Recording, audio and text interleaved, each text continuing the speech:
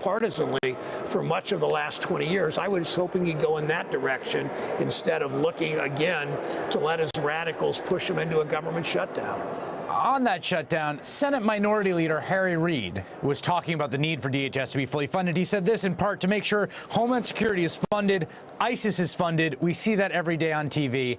That, I gotta say, that strikes me as some pretty irresponsible fear-mongering to say that DHS isn't fully funded, ISIS is fully funded. You connect the dots. What do you think of that statement? Well, I think that that when you think about what are we prepared for, we're asking border guards to work without pay. We're asking TSA screeners and Coast Guard to work without pay. We're seeing, I was in Dayton this week, where the Dayton Fire Department will lose a lot of money, at least temporarily.